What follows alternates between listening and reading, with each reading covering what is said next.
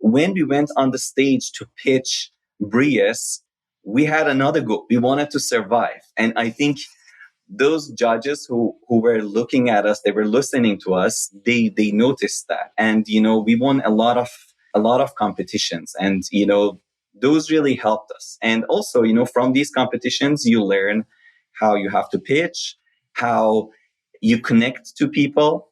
And, it's not just like the funding, there's also a lot of you need talent, you need people who are experts in other fields, and you want to have them as your advisors. So those competitions really helped us with those, we could survive, and also that helped us to keep going.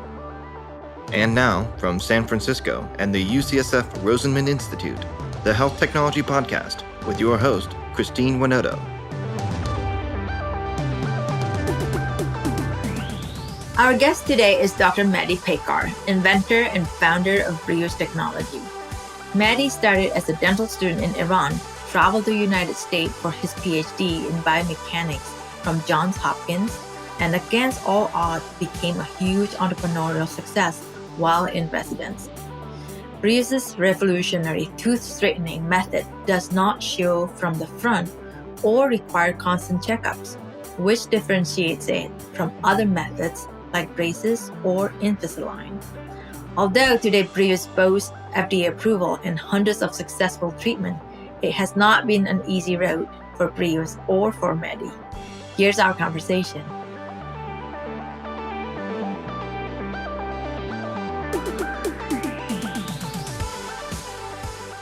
Hi Mehdi, welcome. Thanks for joining me this morning.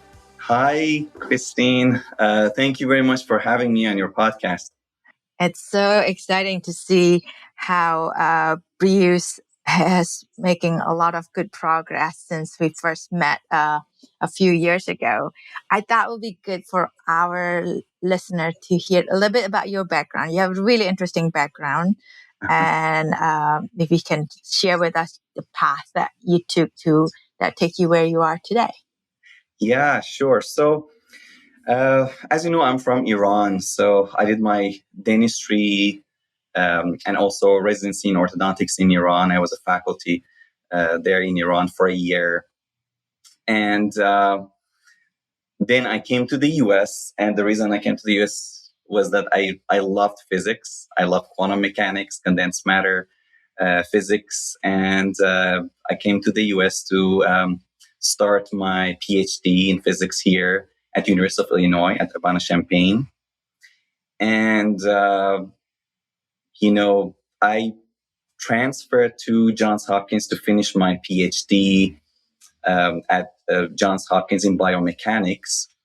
And during all these times, I could not stop thinking about the concept of BRIUS.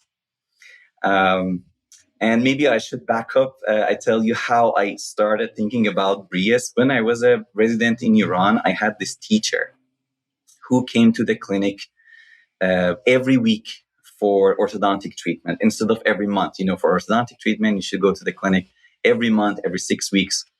And then I asked him, why you come so often? And he said, right now I have braces. And he was like 40 something years old. And my 13-year-old students are laughing at me because of my braces. And before having my braces, they were still laughing at me because I had very crooked teeth. And he was very insecure about his teeth in general. And right now, because his braces. Also, he had to skip classes to come to see me.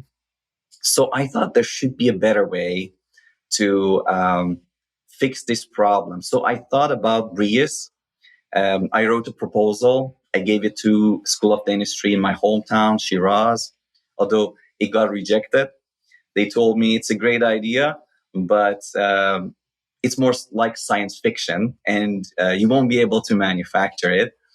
But, kind of I put it aside. I came to the US, and during all this time, during my PhD, I couldn't stop thinking about BRIUS. And Finally, I went to UCLA. I did my residency, a second round of residency in orthodontics. And that was when I seriously started to work on BRIUS, and the rest is history. Yeah. So I thought it was interesting that, you came here to study physics. I mean, I don't think I know any dentist after they finish the school of dentistry and to come to learn physics and try to pursue a degree in that. What made you want to change that instead of just, come here and be a dentist? Because you could have chosen that route from the beginning. Yeah, that's true. Maybe the reason I chose orthodontics was physics, because, in orthodontics, you apply force to the teeth and teeth move, right? And I remember from high school, I knew that I'm going to be a dentist and I'm going to do orthodontics. I knew that from high school. But during my residency, I noticed that I really want to understand quantum mechanics more deeply. And that was the reason that, I started studying physics a little bit in Iran, and then I came to the US. And, in condensed matter and quantum mechanics, University of Illinois Urbana-Champaign is like the number one, according to US News. So I chose University of Illinois, and I really enjoyed it. I have no regrets. As you said, financially, it does not make sense that you finish your your studies, and you completely change your field. But it was just, I was in love with physics, and I'm still in love with physics. And I think it really helped me to think about orthodontics another way. Mm-hmm. And Christine, we had traditional braces for 100 years, more than 100 years. And then 20 years ago, a new concept came that was aligners. And, we just had these two systems in orthodontics. But I would say BRIUS is a completely new system. It's the third generation of orthodontics. And, this is exactly how I pictured it. Something that is aesthetic, nobody will see it, is fixed to your teeth, unlike aligners. With aligners, we really need the compliance of the patient, right? So if the patient doesn't wear the aligners 22 hours out of 24 hours, the treatment will fail. But BRIUS is fixed behind your teeth. And also, it doesn't have the problems of traditional braces that, traditional braces are ugly. For adults, it's not something that they really enjoy. They have it and people see it. And even for teenagers, I would say for late teenagers, especially after they hit the puberty, they really care about their aesthetics, maybe even more than adults. They care about their aesthetics. So this was the solution. And other advantages that, for example, because there's no wire connecting the teeth, the patient can easily floss. So oral hygiene is much better compared to traditional braces. And a lot of other advantages that, it's kind of does everything on its own after the orthodontist plans the treatment and approves the treatment. Everything is going to be automatic after that. So the doctor or orthodontist places that, and then the teeth move from their initial crooked position to their final ideal position.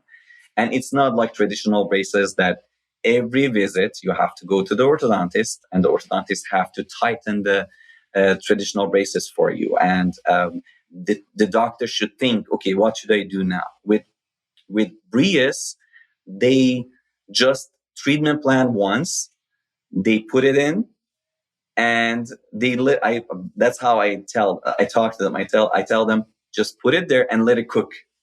So it does the treatment for you. Yeah. And we had a lot of patients that they took advantage of this, because you don't have to go to your orthodontist that frequently with BRIUS. For example, we had this patient from San Francisco who is actually her husband is a part of our team, and she lives in Bay Area, and she flew. And right now, I live in Dallas, and I practice in Dallas, and the headquarters of BRIUS is in Dallas. And she flew to Dallas. I placed the BRIUS for her. She flew back. After 5 months, she came back. I removed the BRIUS for her, and the treatment was done. And it was not like a very simple, I would say a moderate case.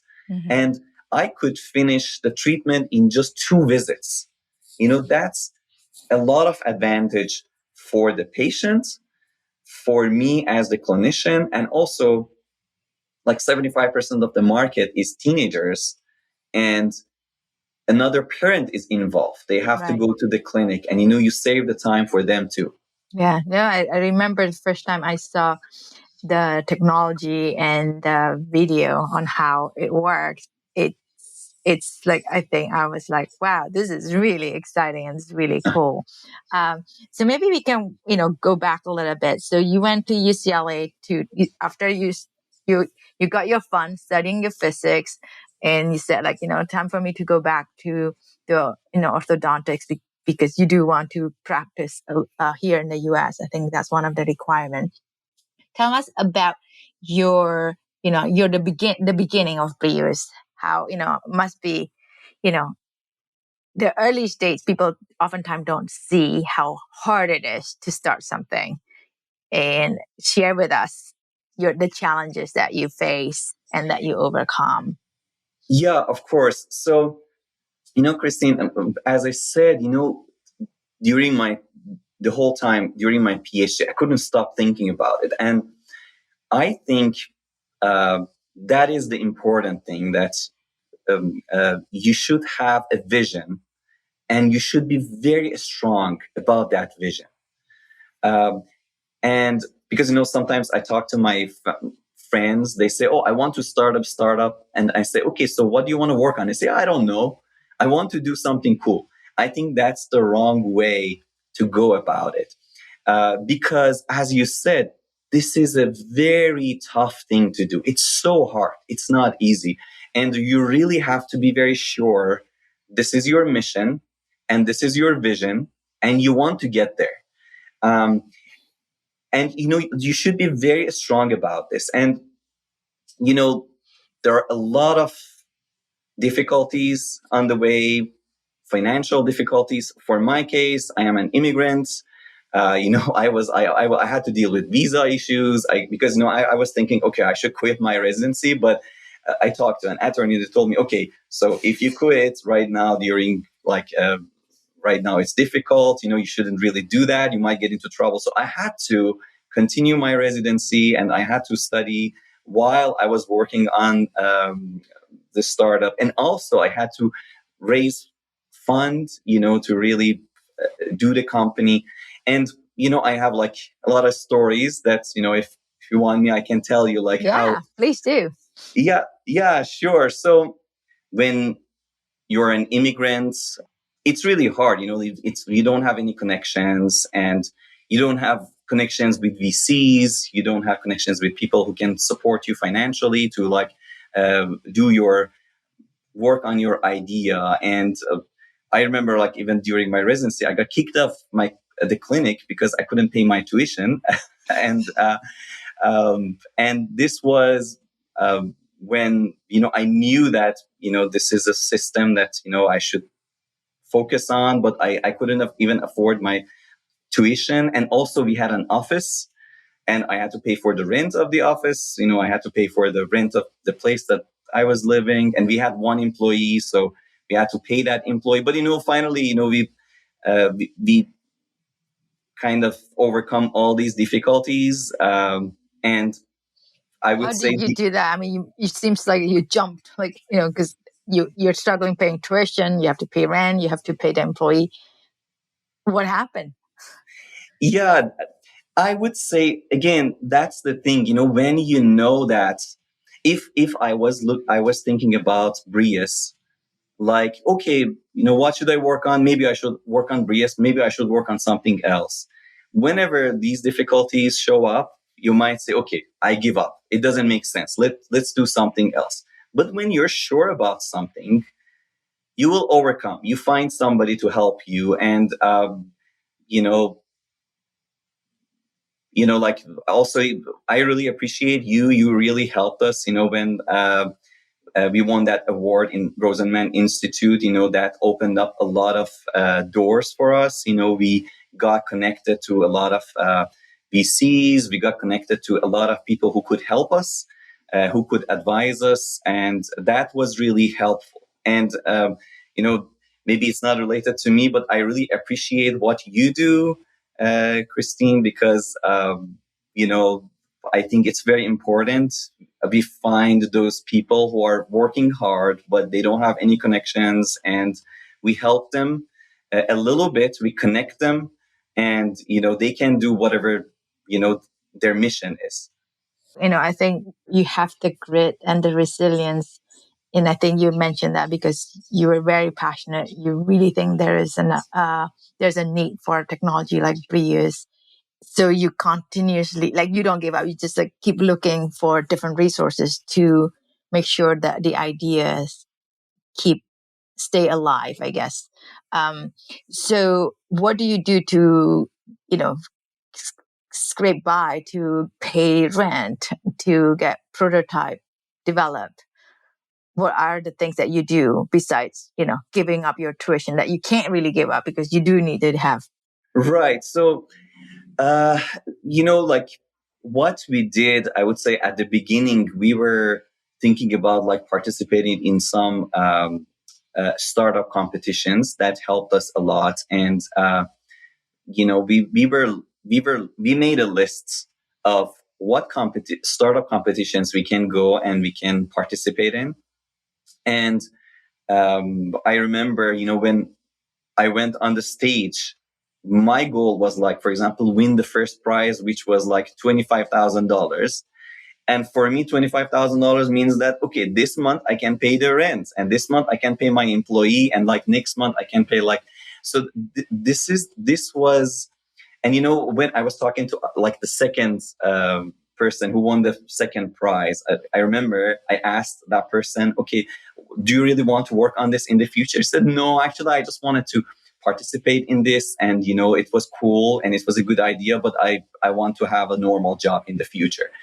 But when we went on the stage to pitch BRIUS, we had another goal. We wanted to survive. And I think those judges who were looking at us, they were listening to us, they noticed that. And, we won a lot of competitions, and, those really helped us. And also, from these competitions, you learn how you have to pitch, how you connect to people. And, it's not just the funding, there's also a lot of you need talent, you need people who are experts in other fields, and you want to have them as your advisor. So those competitions really helped us with those, we could survive, and also that helped us to keep going. It's you're the matter of life and death for you. And so the drive is very different. This podcast is sponsored by Brown Rudnick's Global Life Sciences Group, a team of legal professionals that help life science companies, lenders, and investors around the world turn good science into good business. Learn more at brownrudnick.com. This podcast is also sponsored by Canon Quality Group. Canon Quality Group has been helping medtech startups set up quality management systems for over 10 years. If you're unsure when to get started with quality management in your startup, turn to the experts at canonqualitygroup.com.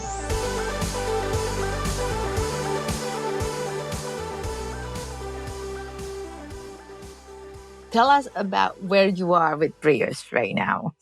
Yeah, sure. So I would say I'm very happy with we are with BRIUS right now.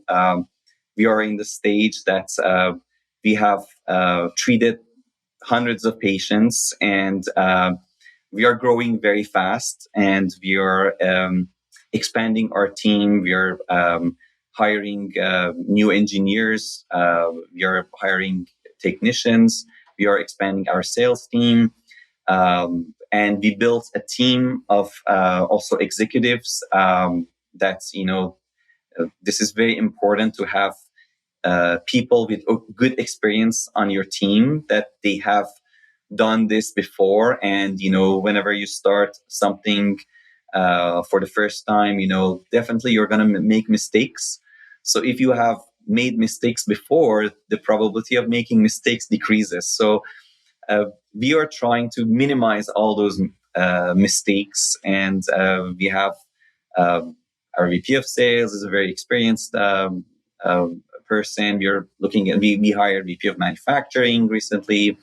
We are going to hire a VP of marketing soon. So we are building a team that, the whole company is not just the technology, it's the team.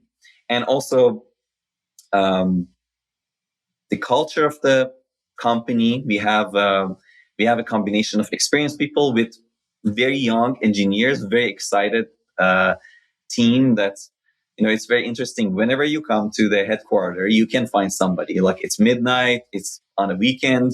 They are so excited, and again, all of us share that vision, where BRIUS should be and what our goal is. And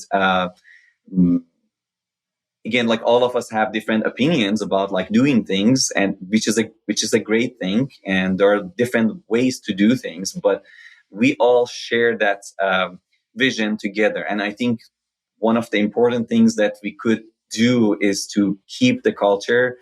And we have a very, in my opinion, we have a very good culture in the company. And if you just go randomly ask like an employee, it's okay, what is the mission of this company? I think they will share the same thing with you, because we emphasize on what is important for us.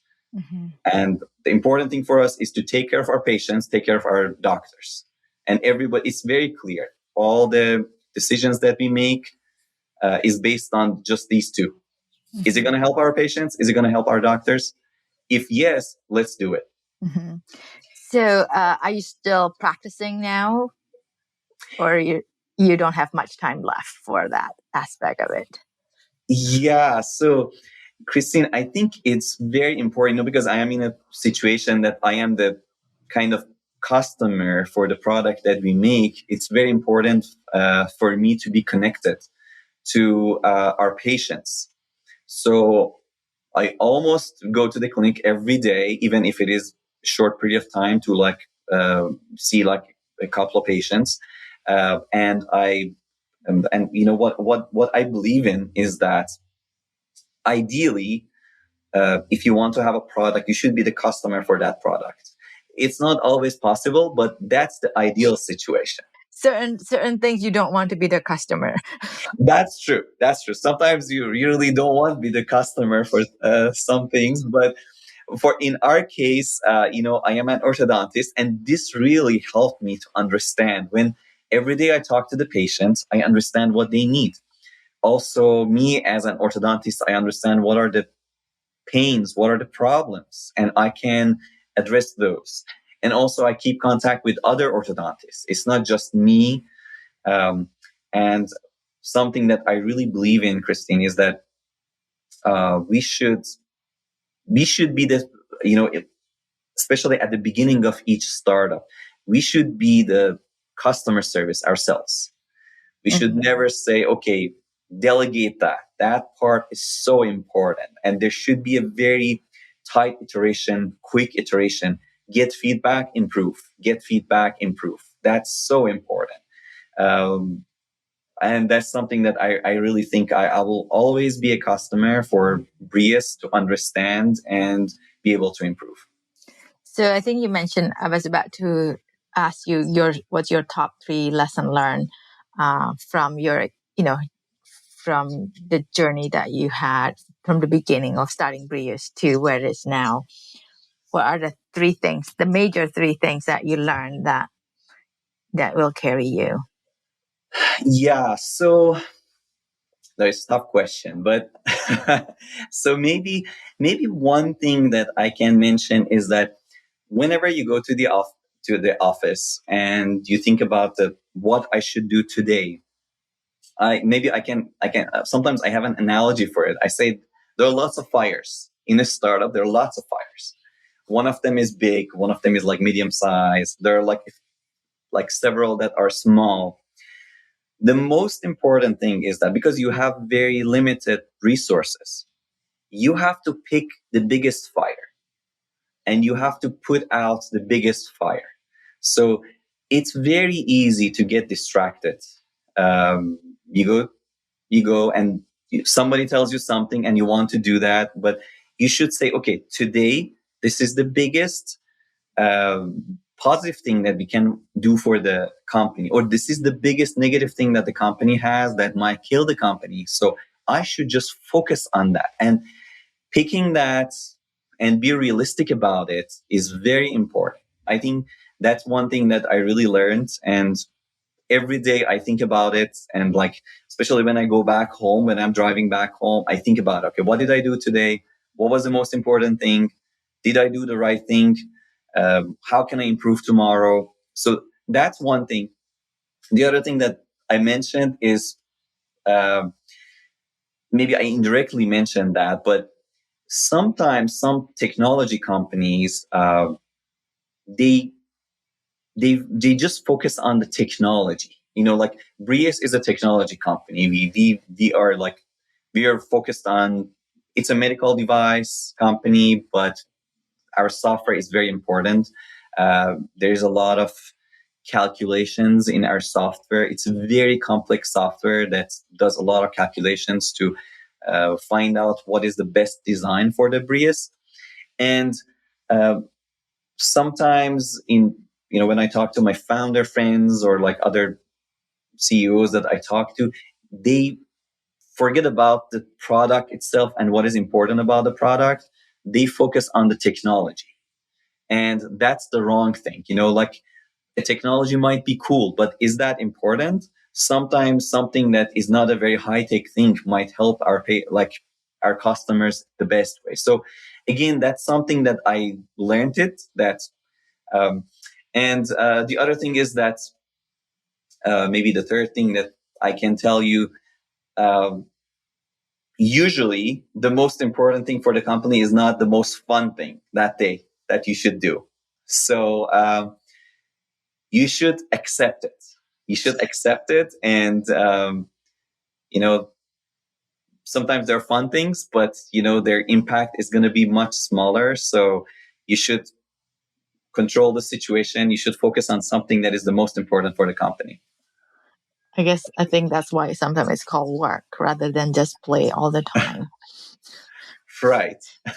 There's a fun part and that's not so fun part. And I think that's good. So, well, thank you so much for sharing your insight. And I'm looking forward to seeing all the progress that you and your team make. And it's so fun to see how far you have accomplished so far. And I'm looking forward to see more BRIUS product out in the market.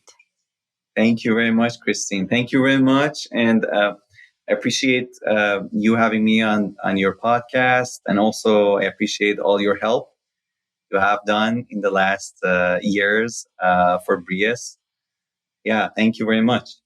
No, it's my pleasure. It's so exciting what you guys are doing. I think when we saw the first presentation that you guys made, we were like, wow, that is so cool. And if I had to wear braces, I would pick BRIUS without much thinking. Thank you very much, Christine. You just need to fly to Dallas, and then we take care of everything. Yeah. So maybe we can, for people who are interested in a BRIUS product, is this something that they can get right now, or is this something that there's only certain dentists that in the country that they can work with? So if you go to our website, brius.com, and there is a Find Orthodontist tab, you can go there and put your zip code and find an orthodontist closest to you. There are lots of orthodontists who are out there, and they're doing BRIUS, and they're growing very quickly, and you can find them. They are BRIUS providers. They're certified for BRIUS, and they can help you with that. And always you can contact the company. We can take care of you. Obviously, you don't have to come to Dallas. It was just a special situation because it was a close friend that wanted to do BRIUS, so she flew to Dallas. But obviously, you don't have to fly to Dallas to get BRIUS. In Bay Area or wherever you are, you can get BRIUS, and a lot of we are growing very fast, especially in the last few months. And what I noticed is that it's a great differentiator for our orthodontists. Maybe in 2008, 2009, if you said, I do aligners, that really helped you to differentiate yourself as an orthodontist. But right now, if you say, I do aligners, it's very routine. A lot of people do aligners, but right now is the time for BRIUS. And I think it's going to be here just for a few years. And after that, it's not going to be a differentiator. And I have felt it myself. I have noticed that we had several patients that they drove from a long distance. One of them was 3 hours and a half away from my office, my clinic. And he was like, okay, I heard about BRIUS and I want to get BRIUS. And I said, okay, so I can find an orthodontist closer to you. So this is something that can help our orthodontists to differentiate themselves. And obviously it helps our patients and our parents of our patients, because as I mentioned, teenagers are a big part of orthodontic market. About 75% of the market for orthodontics is teenagers. And what we are proud of is to save a lot of time for our patients. But when we're talking about teenagers, we are saving time for the parent too. So it's doubled. Yeah. And obviously we save time for the doctor too. So we are very proud that we are helping our customers and consumers. That's great. Well, thank you. Thank you so much. Thanks for sharing. And check out the BRIUS.com for more information about BRIUS. Thank you. Thanks, Mehdi.